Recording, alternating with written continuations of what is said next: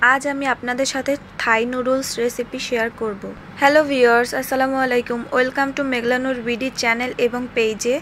Noodles আমরা কম বেশি সবাই খাই, তবে এভাবে থাই নুডলস রান্না করলে টেস্ট একটু বেশি হয়। তাই আপনারা সহজেই বাসায় কিভাবে এত সুন্দর মজাদার থাই নুডলস রান্না করতে পারবেন তার রেসিপি নিয়ে হাজির হলাম। নুডলসগুলোকে সেদ্ধ করার জন্য প্রথমেই আমি একটি পাত্রে পানি দিয়ে নিয়েছি। এরপরে পানির মধ্যে তেল দিয়ে নিচ্ছি 2 টেবিল চামচ। পানিটা ফুটে উঠলে এর মধ্যে নুডলস দিয়ে নিচ্ছি 300 গ্রাম। নুডলসগুলো নেড়েচেড়ে পানির সাথে মিশিয়ে নিচ্ছি। নুডলসটা আমি 90% সিদ্ধ করে নিব। 5 মিনিট হাই হিটে জাল করানোর পর নুডলসটা সিদ্ধ হয়ে গিয়েছে। এবারে আমি পানিগুলো ছেঁকে নিব।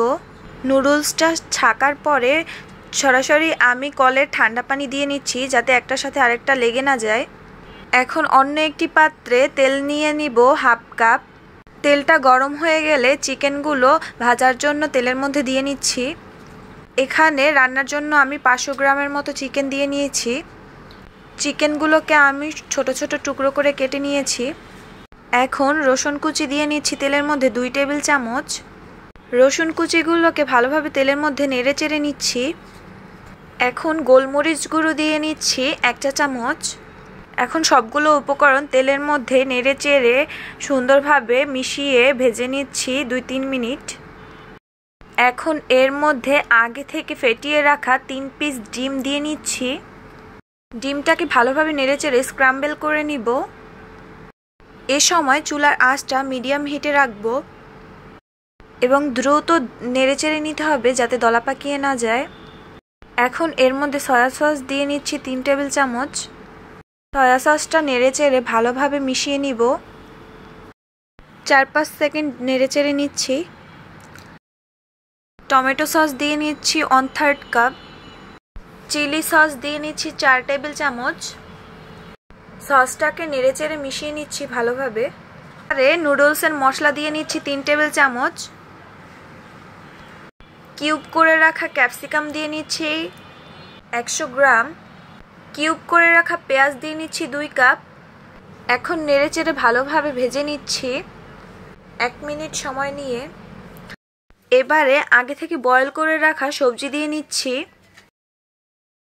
গাজর, বাঁধাকপি, পেঁয়াজ পাতা, বরবটি, ফুলকপি, কাঁচা পেঁপে। সবজিগুলো দিয়ে ভালোভাবে নেড়ে চেড়ে মশলার সাথে মিশিয়ে নিচ্ছি। এবারে মটরশুঁটি দিয়ে নিচ্ছি 50 গ্রাম। মটরশুঁটিটা নেড়ে চেড়ে মিশিয়ে 1 মিনিট জাল করে নিচ্ছি। এখন কাঁচামরিচ ফালি দিয়ে নিচ্ছি 8 পিস। লবণ দিয়ে নিচ্ছি স্বাদ মতো। টেস্টিং সল্ট দিয়ে নিচ্ছি 2 চা চামচ। টেস্টিং সল্টটা ভালোভাবে নেড়ে চেড়ে সবজির সাথে মিশিয়ে নিচ্ছি। এখন আগে থেকে সিদ্ধ করে রাখা নুডলসগুলো সবজির মধ্যে দিয়ে নিচ্ছি। এবারে নেড়ে চেড়ে নুডলসটাকে ভালো করে মিশিয়ে নিচ্ছি।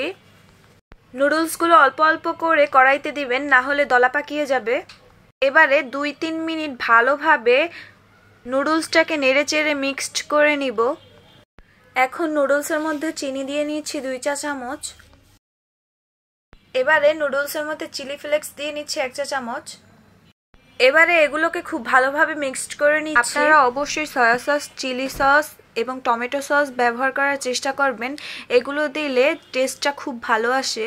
তৈরি হয়ে গেল মজাদার থাই নুডলস রান্নার রেসিপি। এখন গরম গরম খাবার পালা। আপনারা কে কে নুডলস পছন্দ করেন অবশ্যই কমেন্ট করে জানাবেন। একবার হলেও ট্রাই করে দেখবেন। ভিডিওটা যদি ভালো লেগে থাকে তাহলে অবশ্যই চ্যানেলটি সাবস্ক্রাইব করবেন এবং ফেসবুক পেজে ফলো দিয়ে পাশে থাকবেন। সবাই ভালো থাকবেন, সুস্থ থাকবেন। আল্লাহ হাফেজ।